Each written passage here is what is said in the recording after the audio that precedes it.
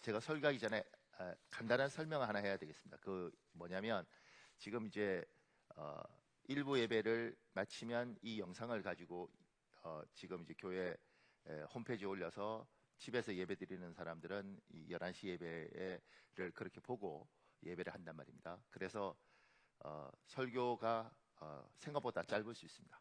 그리고 별다른 설명이 없고 정말 여러분이 저하고 이렇게 긴 세월 하면서 우리 목사님이 저렇게 엉뚱한 소리 안 하고 설교만 하시나? 이런 말씀만 전하는 순수한 목사를 여러분들이 오늘 경험하실 수 있습니다. 그러니까 좀 굉장히 빨리 한 30분 만에 설교를 다 해야 되는데 이제 분량은 굉장히 많습니다. 그러니까 그렇게 하고요. 이렇게 시무선 집사님 우리가 30분까지만 30분 정도 설교하고 우리가 기도하면 그 다음부터는 거기서는 작업할 수 있는 거죠. 그죠? 그러니까 우리가 10시 안에 예배를 마쳐야 되거든요. 그렇게 여러분 이해하시고요. 우리가 늘 하던 것처럼 하던 건 계속 해야 되지 않겠습니까? 자, 하트 제 따라하겠습니다. 하나님, 나의 심장으로 당신을 사랑합니다. 야, 그리고 옆에 보고요. 아이 컨택하고요. 예수 그리스도 이름으로 당신을 사랑합니다. 예수 그리스도 이름으로 당신을 사랑합니다. 우리 이달의 말씀이 있습니다. 제 따라하겠습니다. 내가 평안히 눕고 자기도 하리니 나를 안전히 살게 하시는 이는 오직 여호와이시니라. 시편 4편 8절 말씀 우리 선포하겠습니다. 나의 안전은 내 힘으로 내 능력으로 지킬 수 없습니다. 지금까지 나를 안전하게 살게 하신 하나님, 나의 평생을 평안히 눕고 평안히 자게 하옵소서.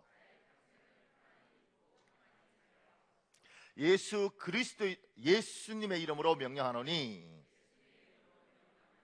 나의 교회야 나의 조국아 모든 불안에서 평안할지어다.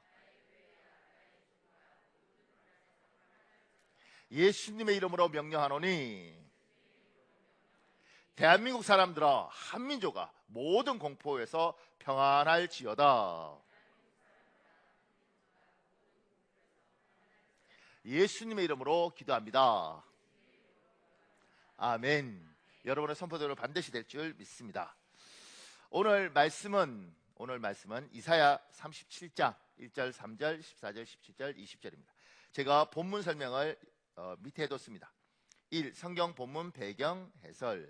제가 읽어드리겠습니다. 이스라엘로부터 엄청난 양의 전쟁 배상금을 받고 철수했던 아수르 군대는 분명하지 않은 이유로 다시 예루살렘을 침공합니다. 이스라엘 왕 히스기야와 예루살렘 사람들은 절망에 빠집니다. 히스기야는 선지자 이사야에게 중보기도를 요청하고 많은 이스라엘 백성들이 베옷을 입고 금식하며 나라를 위해 기도합니다. 하나님은 히스기야와 선지자 이사야 그리고 이스라엘 사람들의 기도에 응답하셨고 천사를 전쟁터 한복판으로 보내십니다. 그리고 아수르 대군 18만 5천 명은 하룻밤 사이에 전멸시키십니다. 아수르 왕 사네립은 서둘러 고국으로 돌아갑니다. 아수르의 수도 니느웨에서 자기가 믿는 신 니스록의 신전에서 예배드리다가 두 아드라 멜렉과 사레셀에 의하여 살해당하여 인생을 마감합니다. 아수르는 굉장히 잔인한 나라입니다. 굉장히 잔인한 나라고요. 이 아수르에서 멸망당한 나라들이 수도 없이 많습니다. 그런데 이 사람들은 얼마나 잔인하냐면 정복을 하면 그 민족을 거기에 살지 않고 뿔뿔이 다 흩어버리게 하고요. 결혼을 다른 민족과 결혼시키는 겁니다. 그래서 민족 자체를 없애는 아주 잔인한 국가입니다. 여기가 이스라엘을 정복하기 위해서 왔습니다. 그것도 18만 5천 명이 왔습니다.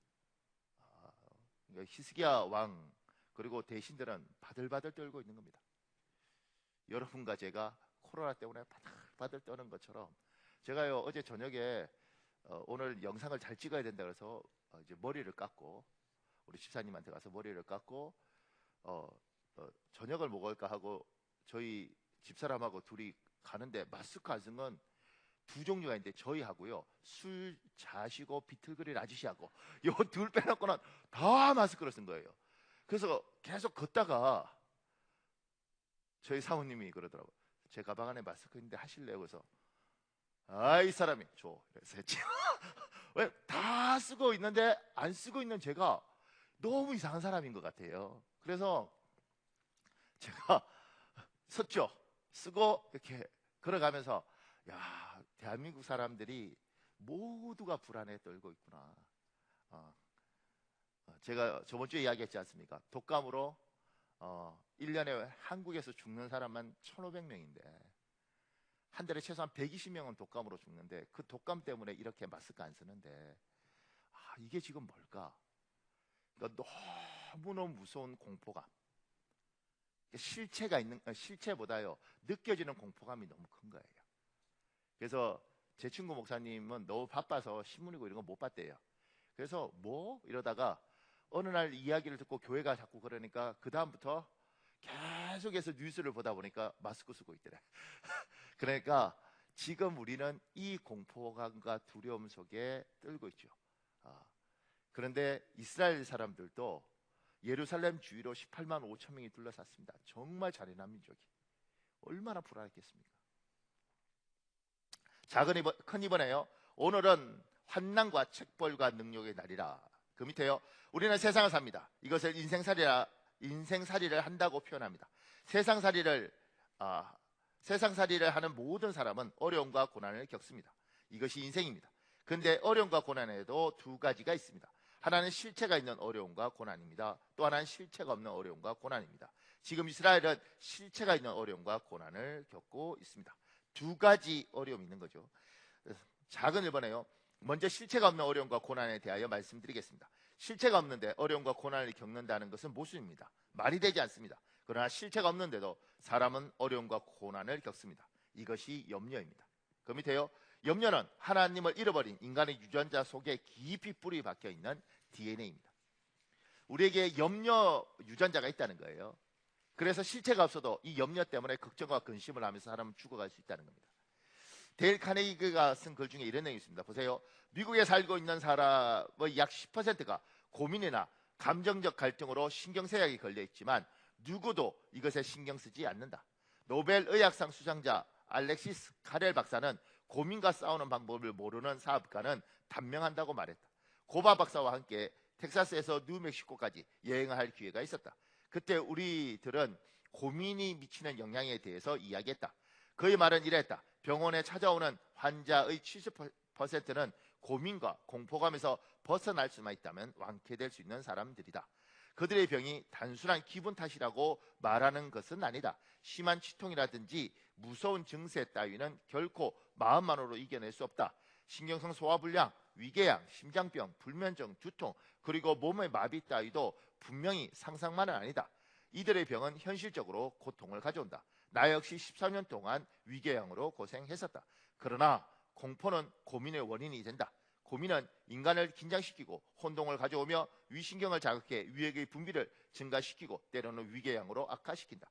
이에 대해 조셉 F. 몬타규 박사도 같은 말을 하고 있다. 위궤양의 원인은 음식물이 아니라 인간의 마음이다. 또 WC 알바라스 박사는 위궤양은 가끔 감정의 변화에 따라 일어나거나 가라앉기도 한다고 했다. 이것은 마요 진료소에서 위 관찰을 받은 1,500명의 환자를 연구한 결과다. 실제로 5명 가운데 4명에게서는 아무런 육체적인 원인을 발견할 수가 없었다. 심리적인 공포, 불안, 증오, 극단적인 이기주의, 현실 사회에 적응할 수 없는 무능력, 그것이 그들의 심장병의 원인이었다. 미국의 산업계에 관계하는 의사연합회에서 마요 진료소의 헤럴드 C. 해버인 박사는 다음과 같이 보고했다.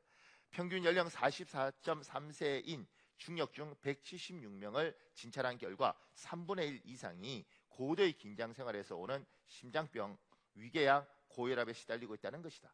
성공이라는 것은 얼마나 값비싼 대가를 치르는 것인가. 어쨌든 의학이 이 위대한 진리를 인식하는 데 2300년이나 걸렸다. 최근에 와서 정신신체의학이라고 불리는 새로운 의학이 발달하게 되었다. 이것은 정신과 육체를 한 덩어리로 다루는 의학이다. 종래의 의학은 물질적 병균에 의해 질병, 천연두, 콜레라, 황열병과 수많은 사람들을 불행한 죽음으로 내몬 질병을 없앴지만 고뇌, 공포, 증오, 절망 따위의 감정에 따라 일어나는 육체적 폐인을 구제할 수는 없었다. 특히 감정적 질환에 의한 사망률은 놀랄만한 속도로 증가하고 있다. 의사들은 현재 미국인 20명 가운데 한 사람은 정신병원에서 치료를 받아야 한다고 말하고 있다. 또한 2차 대전에 소집된 청년 중 6명의 1명은 정신병이나 정신박약 판정을 받았다고 한다.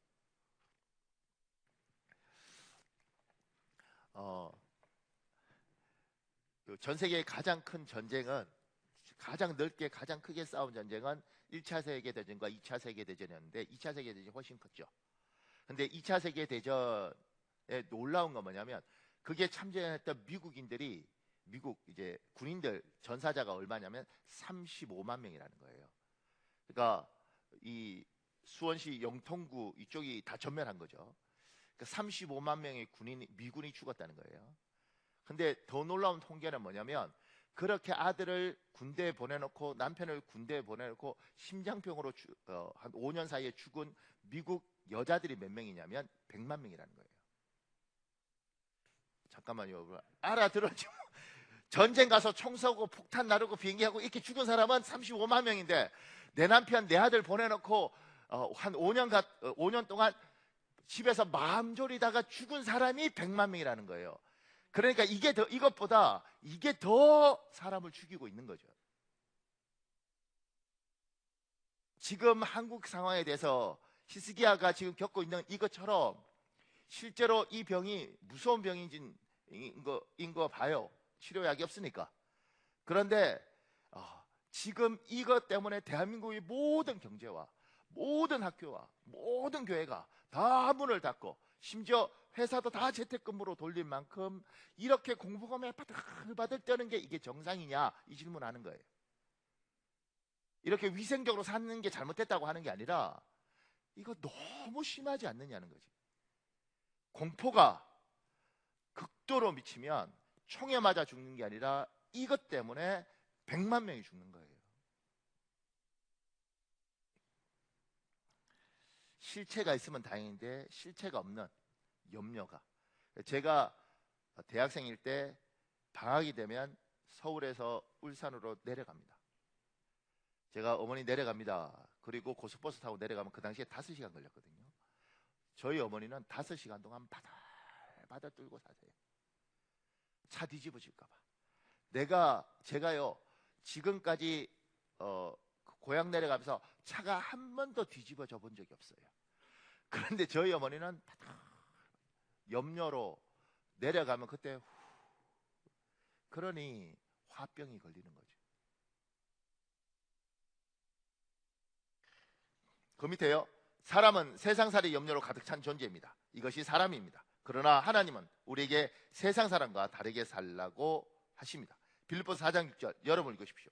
시작.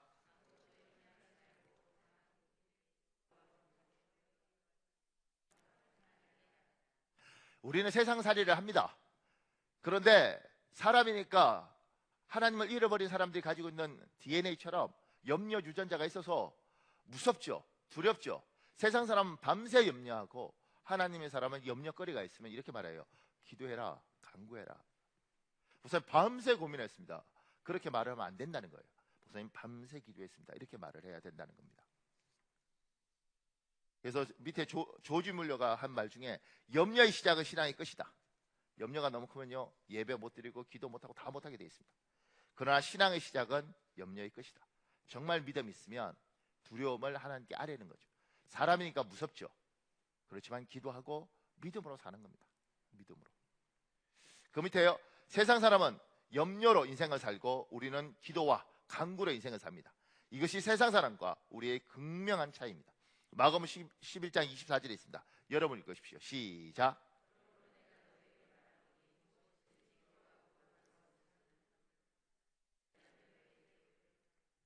우리는 하나님 살아계심을 믿고 힘들고 어려운 일이 있을 때 근심과 걱정으로 염려하다가 밤새 심장병으로 죽어버리는 것이 아니고 하나님 앞에 그 염려와 근심을 가지고 와서 하나님 앞에 내놓고 기도하고 간구하고 그럼 분명히 하나님이 들으셨으면 믿음으로 사는 겁니다. 불안은 끊임없이 오죠. 그런데 믿음이 있으면 그 불안이 올 때마다 기도하고 나면 하나님께 맡겼으면 그러면 알아서 하시겠지. 그리고 사는 겁니다. 그러니까 여러분이 믿음이 있는지 없는지는 이렇게 보면 됩니다. 기도했는데 여전히 불안에 떨면 믿음이 없는 거예요. 하나님께 맡겼고 기도했으면 알아서 하시겠지. 내가 어떡하겠어. 하나님 알아주십시오. 나는 죽도록 기도했고 열심히 살았고 나머지 하나님께 맡깁니다. 잘 되면 내가 원하는 되면 감사하고 내가 원하는 데 안 되면 하나님이 더 좋은 걸 주시겠지. 이게 우리의 믿음이에요. 우린 그렇게 사는 사람들이에요. 신디 제이콥스 이 사람 쓴 글 중에 이런 게 있습니다. 로저는 군복무를 마치고 집으로 돌아가는 중에 군복을 입은 채 히치하이크를 하게 되었다. 그는 마침내 여행 가방을 짊어지고 검은 신형 캐딜락을 운전하는 한 남자의 차에 탈 수 있었다. 그날은 5월 7일이었다. 말쑥한 차림에 인상 좋아 보이는 운전자는 로저가 차에 앉자마자 물었다. 어디로 가세요? 자신을 하노버라고 소개한 운전자는 50대쯤 되어 보이는 시카고 출신의 사업가였다. 크리스천인 로저는 그 남자에게 복음을 전하고 싶은 충동을 내내 느꼈다. 로저가 복음을 전하자 놀랍게도 그 남자는 갓길에 차를 대고 예수 그리스도를 영접하는 기도를 했다. 그는 로저에게 말했다. 이것은 지금까지 내게 일어났던 일들 중 가장 멋진 일이었어. 5년 후 결혼하고 어린 사내 아이를 두게 된 로저는 우연히 하노버시의 명함을 발견했다. 그는 마침 시카고를 향하는 여행을 하고 있었기 때문에 5년 전에 자신과 함께 기도했던 그 사람을 찾아보기로 결심했다. 시카고에 도착한 그는 일단 하노버 회사를 찾아갔고 로저는 하노버시를 뵙고 싶다고 말했다. 제 남편 아세요? 로저는 자신이 군복무를 마친 후 귀가하는 길에 히치하이크를 했고 남편의 차를 얻어 타게 되었다고 말했다. 그게 언제였는지 정확히 말씀해 주실 수 있나요? 네, 5월 7일이었습니다. 5년 전 제가 군대에서 제대한 날이죠. 하노버 부인은 평정심을 잃지 않으려고 애쓰면서 로저가 무슨 일로 이렇게 세월이 흐른 후에 남편을 만나러 오게 되었는지 물었다. 로저는 머뭇거렸다. 그래서 부인, 제가 그날 부인의 남편에게 복음을 전했고 하노버 씨는 차를 갓길에 세우고 그리스도를 영접했습니다. 그는 이것이 그에게 일어났던 일들 중 가장 멋진 일이라고 말했지요. 부인은 두 손으로 얼굴을 가린 채 헌했겠다. 저는 오랜 세월 동안 남편의 구원을 위해 기도했습니다. 그리고 하나님께서 그를 구원해 주실 것을 믿었죠. 부인은 간신히 말을 이어갔다. 남편은 지금 어디에 계시나요? 부인, 로저는 물었다. 그이는 죽었어요. 그 말에 로저는 깜짝 놀랐다. 그녀는 다시 흐느끼며 말문을 열려고 애썼다. 그이는 그날 사고를 당했어요. 분명히 당신을 차에서 내려준 후에 일어난 일일 겁니다. 그이는 집에 오지 못했어요. 저는 하나님께서 약속을 지키지 않으셨다고 생각했지요. 그녀는 흐느끼는 사이사이에 말을 이렇게 덧붙였다. 저는 5년 전 하나님을 위해 사는 일을 그만두었습니다. 하나님께서 약속을 지키지 않으셨다고 생각했으니까요. 하나님, 내 남편 살려주십시오. 내 남편 죽으면 안 됩니다. 그렇게 간절히 기도해도 하나님이 데려가실 때가 있습니다. 하나님, 이 회사는 내가 반드시 합격해야 됩니다. 하나님, 여기에 합격시켜주면 내가 평생을 드리겠습니다. 이거 안 시켜주면 하나님 저 너무 실망스러울 겁니다. 그런데 하나님이 때로는 합격 안 시킬 때도 있습니다. 그때 우리 그러죠. 하나님 살아계신지 모르지만 나는 하나님 안 따르겠습니다. 하나님, 나한테 정말 당신은 잔인하십니다. 이 로저 부인도 그런 것 같아요. 로저가 만났던 이 부인도 그런 것 같아요. 근데 그 밑에 제가 이렇게 적었습니다. 때로는 하나님이 우리의 기도와 간구를 저버린 것 같은 상황을 맞닥뜨릴 때가 있습니다. 그러나 실망하지 마십시오. 하나님 반드시 응답하십니다. 그리고 우리가 기대했던 것과 다른 응답을 주실 때도 있지만 하나님은 항상 우리의 기대보다 좋은 해답을 가지고 우리를 기다리고 계십니다. 아멘. 믿으십시오. 이게 믿음입니다. 항상 우리는 때로는 너무너무 아픈 상황에 몰려가고 때로는 내가 성실히 살았는데 억울한 상황에 몰려가죠. 하나님, 나한테 왜 그러십니까? 근데 제가 지금까지 만났던 하나님, 그리고 신실한 그리스도인들을 통해서 제가 지금까지 들었던 하나님, 그 하나님은 우리는 그때 원망하죠. 사람이니까. 그리고 하나님이 날 버렸다고 생각하고 하나님이 나를 외면했다고 생각합니다. 서럽습니다. 부모한테 버림받은 것처럼. 그런데요, 하나님 놀랍습니다. 하나님 그걸 통해서요 대단한 일을 하십니다. 하나님 그걸 통해서요 놀라운 일을 하십니다. 우리는 이걸 경험했고 이걸 만졌고 이걸 들었고 이걸 보았습니다. 그래서 때로는 너무 아프지만 감사하고 때로는 너무 억울하지만 원통하지만 원망하지 않고 하나님 반드시 주님이 선하게 이끌어 가실 줄 믿습니다. 내가 기도했고 간구했고 당신은 들었고 그러면 당신이 내 응답을 듣지 않을 때는 더 좋은 것을 주실 줄 믿습니다. 이게 우리의 믿음입니다. 그러니까 밤새 염려하지 마시고요. 끙끙거리지 마시고요. 그리고 그런 문제가 있으면 하나님께 기도하십시오. 이건 사람마다 타고난 성향이 다른데요. 저도 받은 유전자는 밤새 끙끙거리는 유전자입니다. 잠 한숨 못 자고요. 진짜 밤을 하얗게 지새는 유전자가 제 부모가 저에게 주셨어요. 그래서 목사로 훈련받으면서 그거 있으면 들고 철회하는 걸 배웠습니다. 좋은 스승을 만났고 좋은 선배들을 만나서 힘들고 어려울 때는 교회에서 자고 하나님 앞에 매달리고 기도하고 안 들어주시면 어떡하겠어요. 그런데 하나님의 선한 뜻이 있을 것이라고 믿고 그렇게 기도한 거죠. 우리 교회도 그런 교회를 가기 위해서 지금까지 왔고, 그리고 반드시 하나님이 여러분이 기도하고 여러분이 흘린 눈물, 내가 원하는 대로 응답 안 하셔도 반드시 염려하고 그 속에서 말라 죽거나 그 속에서 교회를 떠나버리거나 하나님을 원망하고 투덜거리고 살지 않고 하나님 붙들고 사시면 하나님 반드시 가장 좋은 것으로 주실 줄 믿습니다. 고맙습니다. 그 밑에 작은 이번에요, 실체가 있는 어려움과 고난에 대하여 말씀드리겠습니다. 오늘 성경 본문에 히스기야 왕과 선지자 이사야 그리고 예루살렘 사람들은 아수르 왕 사네립과 아수르 대왕 18만 5천 명이라는 실체와 대면하고 있습니다. 얼마나 무섭고 공포스러웠겠습니까? 그러나 이들은 잘 이겨내었습니다. 그 극복 방법에 대해서 살펴보겠습니다. 그 밑에요, 기도는 성도의 생명줄입니다. 어떤 힘든 상황도 기도의 줄을 놓지 않으면 살 수 있습니다. 시편 145편 18절에 있습니다. 여러분 읽으십시오. 시작.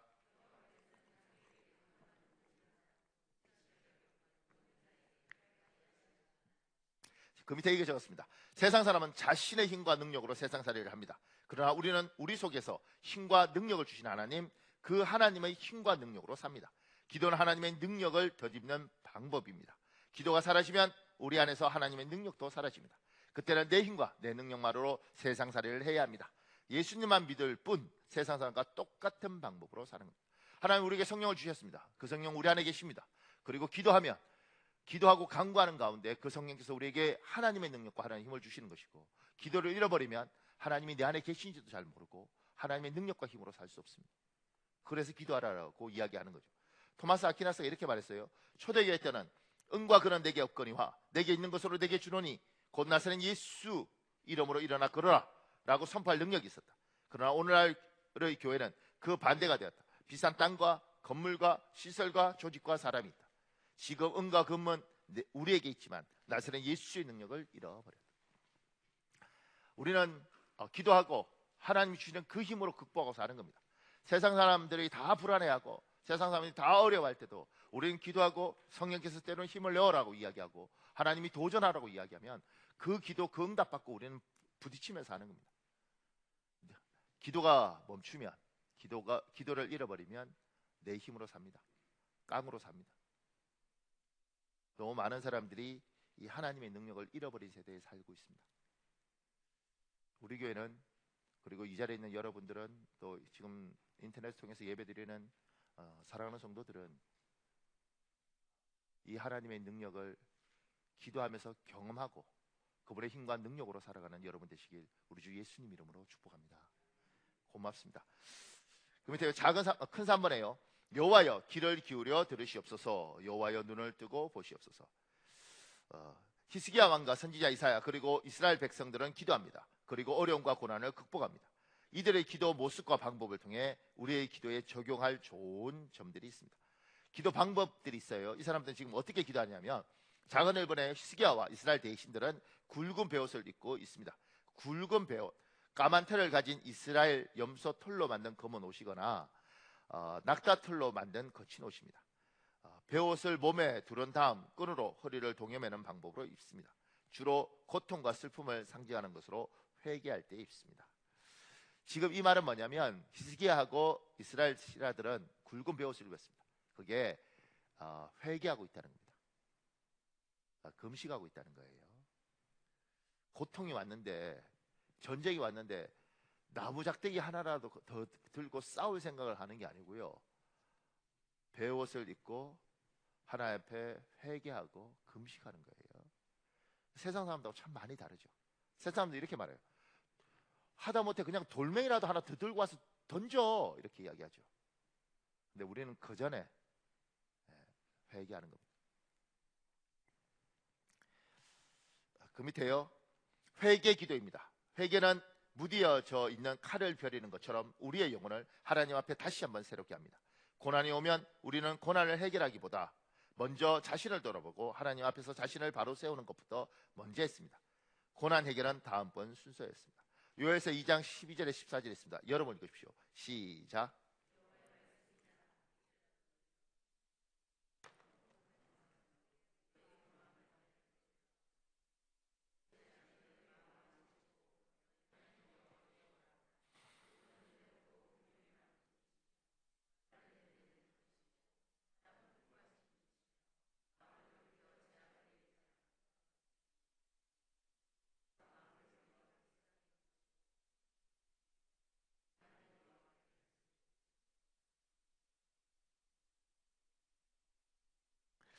너희는 옷을 찢지 말고 마음을 찢고 너희의 온 마음을 다하여 내게 돌아오라.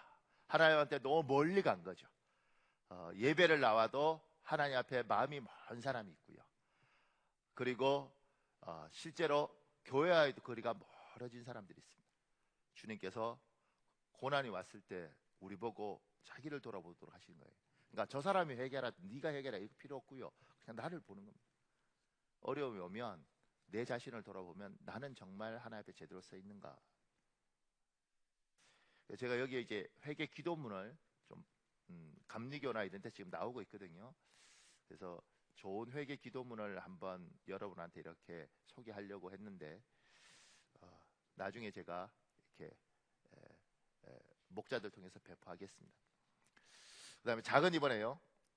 회개 기도할 때는 배움만 있는 것이 아니라 금식하면서 기도하는 경우가 대부분이었습니다.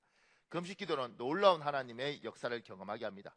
금식 기도는 강력한 기도 방법입니다. 그 밑에 이스라엘은 전통적으로 정말 위급할 때 목숨이 경각에 달려있을 때 금식하면서 기도했습니다. 에사야서 8장 21절에서 23절 있습니다. 여러분 읽어볼래요? 시작.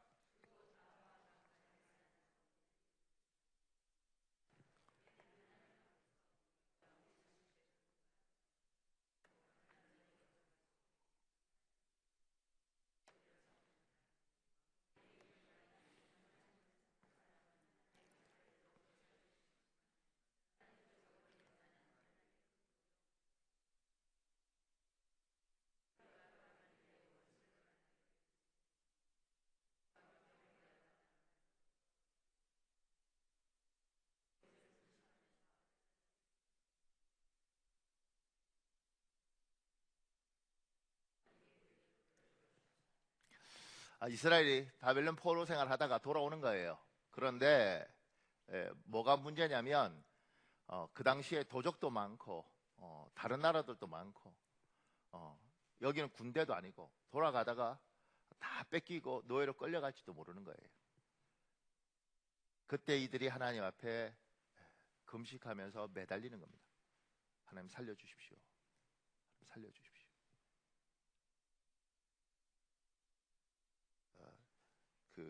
이동욱 목사님이 쓴 글 중에 이런 내용이 있습니다. 보세요. 정영찬 선생님은 미국 유학을 마치고 돌아와서 쓰러져가는 부채 많은 학교 하나를 맡았습니다. 이것이 거창고등학교입니다. 근데 너무 부채가 많았고 아무리 갚으려고 노력해도 갚을 수가 없었습니다. 마침내 1958년 4월 학교가 넘어가게 되었습니다. 방법이 없었습니다. 그는 성경, 찬송 그리고 담요 하나를 가지고 거창읍에서 40인이 떨어진 웅한현 어떤 산마루 언덕에 있는 굴 속에 들어가서 자리를 펴고 일주일 금식 기도를 시작했습니다. 사흘 동안 기도를 했습니다. 하나님, 제가 미국 유학 갔다 와서 이 나라의 새로운 고등학교 교육을 해보려고 하는데 이렇게 이 학교 하나 움직이지 못해서 제가 어떻게 하겠습니까? 하나님, 해결할 수 있도록 도와주십시오. 사흘 동안 주여로 매달려 부르짖어 기도했습니다. 근데 사흘이 지나도 너무너무 가슴이 답답했습니다. 드디어 사흘째 밤에 이 사람이 이런 기도를 하게 되었습니다. 하나님, 아무리 기도해도 마음이 답답합니다. 응답의 확신이 없습니다. 그래서 이렇게 기도했습니다. 하나님, 좋은 그릇이다면 저도 생각했습니다. 제가 일주일 금식 기도를 마치고 서울에 올라가서 동아일보에다가 하나님 안 계십니다 하고 광고를 내겠습니다. 하나님을 협박할 수 있는 담대함으로 기도하고 나니 가슴이 뻥 뚫리는 것 같으면서 가슴이 시원하더랍니다. 갑자기 그는 찬양을 부르기 시작했습니다.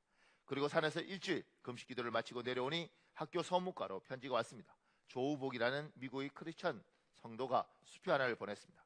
2,050불. 이것은 그 당시 부채를 정확히 갚을 수 있는 돈이었다고 합니다. 그리고 1971년 이 전윤창 교장은 하나님 기왕이면 이것보다는 조건이 좋아야지요.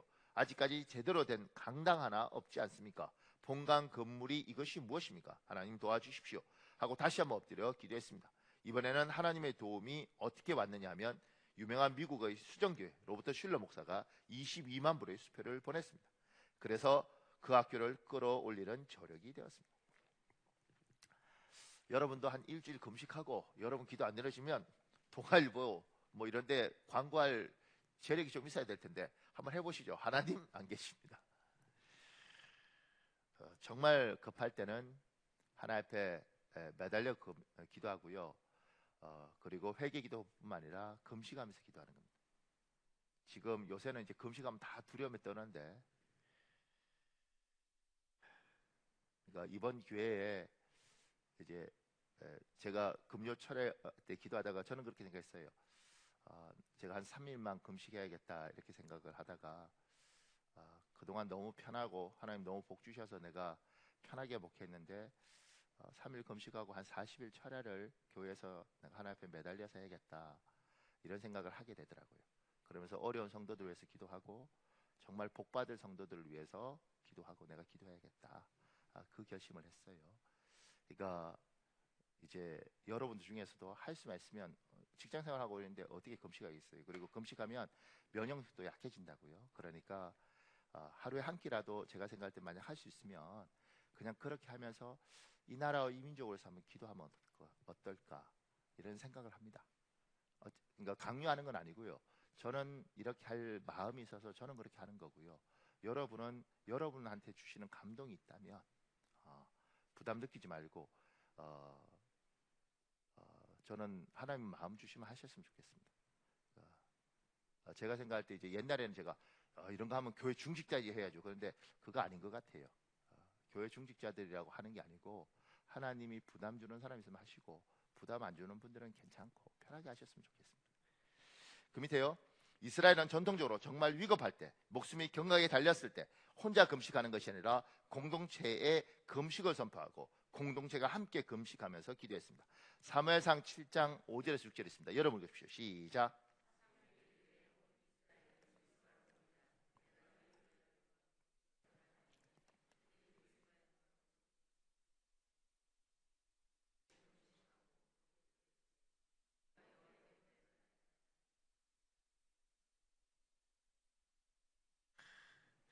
이스라엘 백성들은 힘들면 다 모였습니다.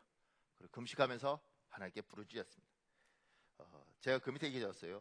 교회 공동체는 기도 공동체입니다. 함께 모여 합심하여 기도하는 공동체가 교회입니다. 현 시국이 우리를 흩어놓았습니다. 혼자 기도하다 보면 함께 기도하는 것이 얼마나 귀한 일인지 깨닫는 계기가 될 줄 믿습니다. 에스더 4장 15절에 16절에 있습니다. 여러분 읽어볼래요? 시작.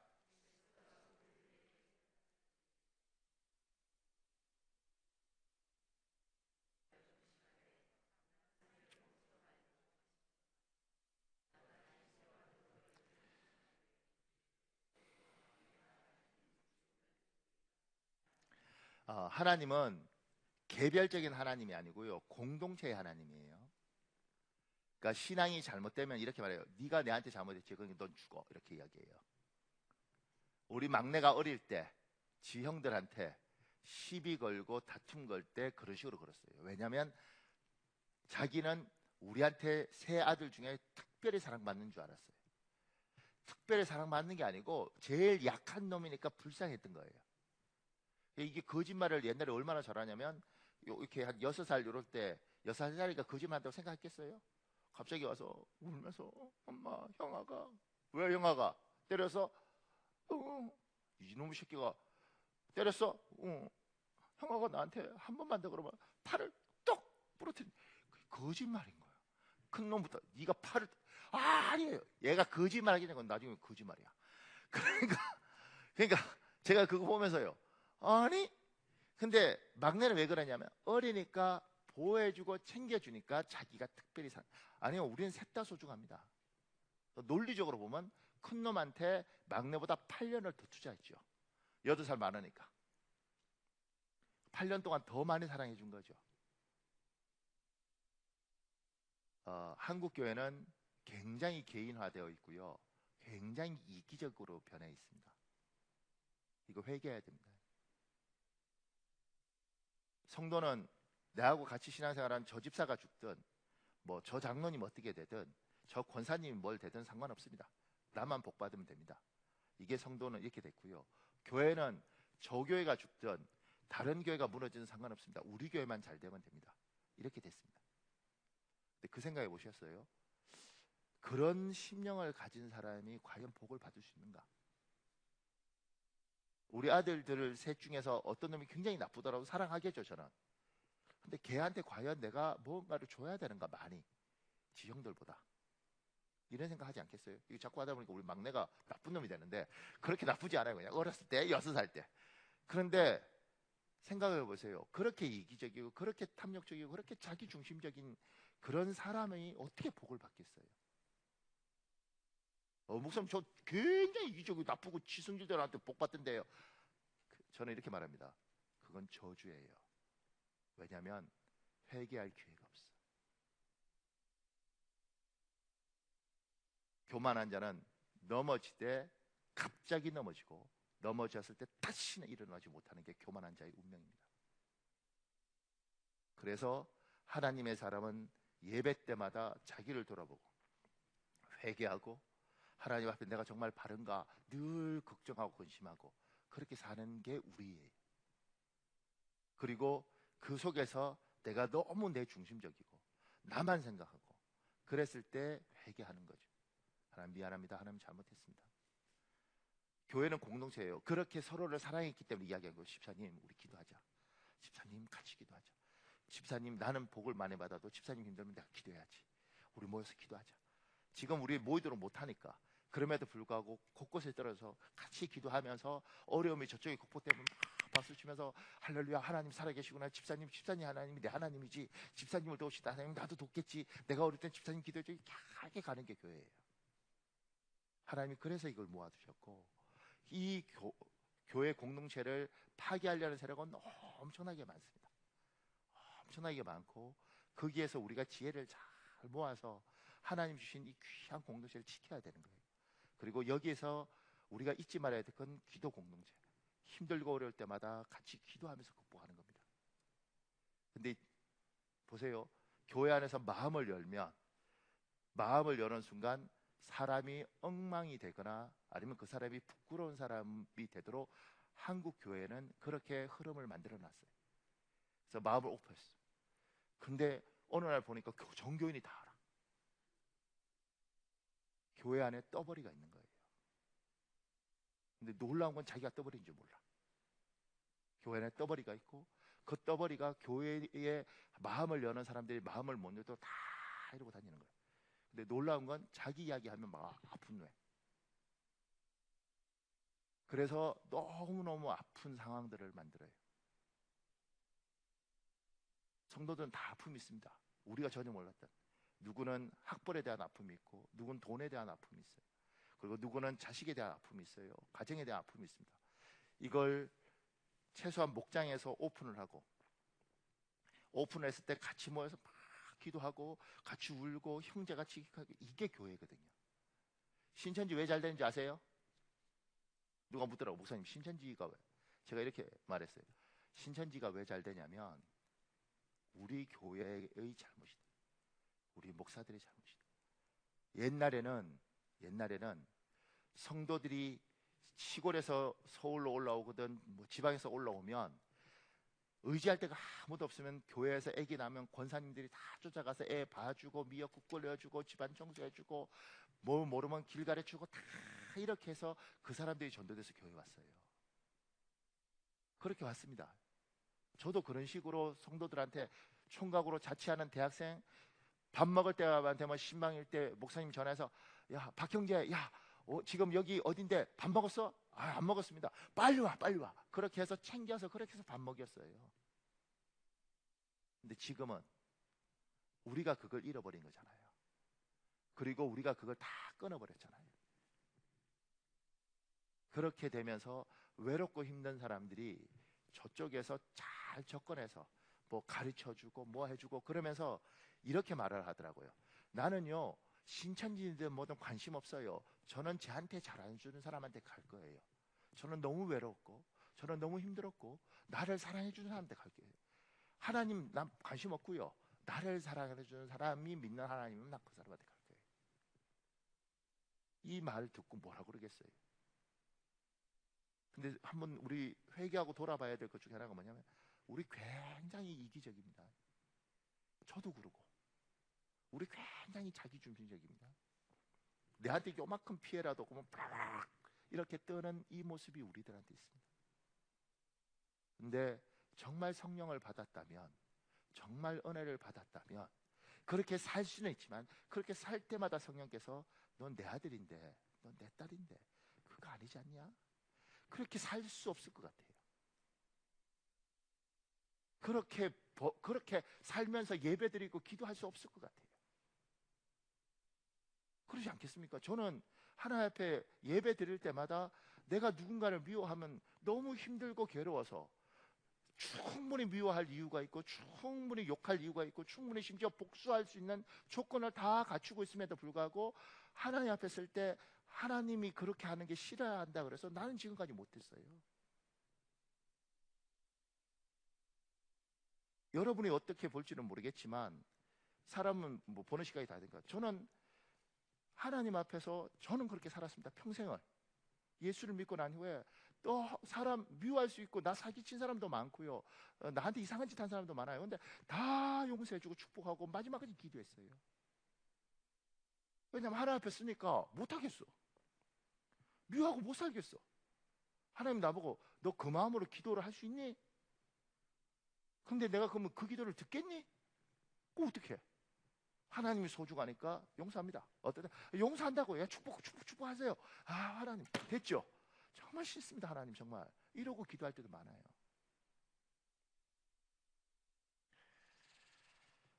그러니 사랑하는 여러분, 우리는 기도 공동체고 어떻게든 서로 사랑하면서 서로를 위해 축복하면서 그렇게 살아가는 거예요. 그러니까 지금도 이렇게 어려울 때 또 성도 중에 굉장히 어려운 사람이 있으면 함께 기도하는 겁니다. 저 집사님 어렵 때 떠벌리면 안 되고 기도하자 우리. 침묵하면서 계속 기도로 돕는 거죠. 그러다 어느 날 들리는 거예요. 잘 됐대. 그래 잘 됐대. 할렐루야. 아 하나님 내 기도를 들으셨구나. 저 집사님 기도한지 알지도 못해. 그러든 말든 하나님이 도우셨구나. 하나님이 도우셨구나. 그 밑에요. 작은 사문이에요. 히스기야 왕은 하나님께 기도하기 위하여 예루살렘 성전에 들어갔습니다. 그리고 아수르 왕 사네립이 하나님과 이스라엘을 모욕하기 위해 보낸 편지를 하나님 앞에 펴놓고 기도합니다. 열왕기하 19장 14절 16절 있습니다. 여러분 읽어볼래요? 시작.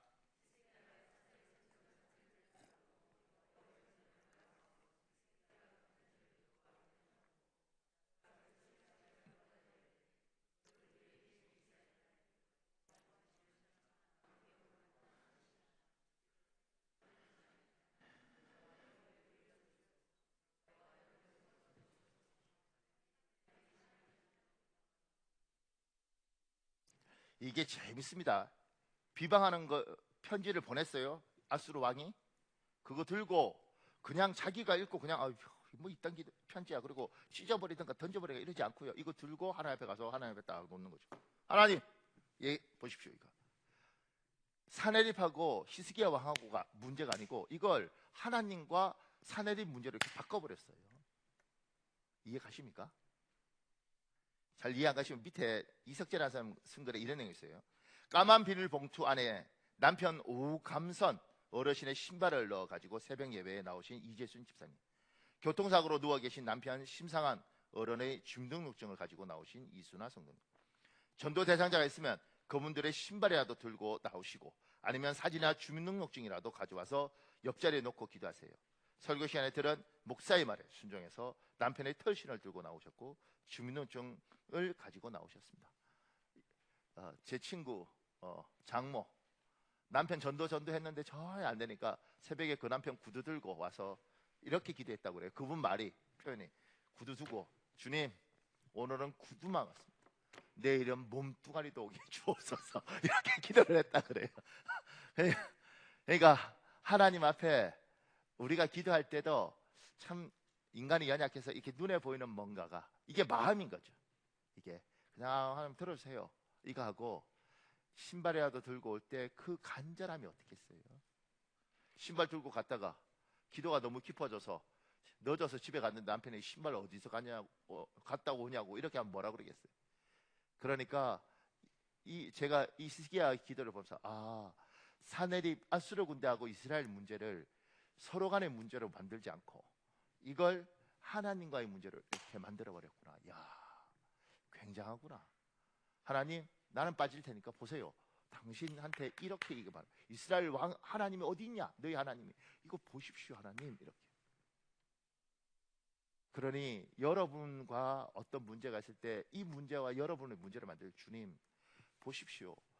이 사람이 하나님이 너희 기도를 들을 거냐고 이야기합니다. 하나님 살아계시면 내한테 이러겠냐고 말합니다. 하나님, 내가 당하는 게 아니라 주님이 보시옵소서. 이렇게 만드는 거예요. 그래서 신발 들고 주민을 들고 온 게 미신적인 게 아니고요. 놓고 주님 이걸 보시옵소서. 이제 하나님 지금은 주민을 좀 왔지만, 지금은 신발 왔지만 하나님 오게 해주십시오.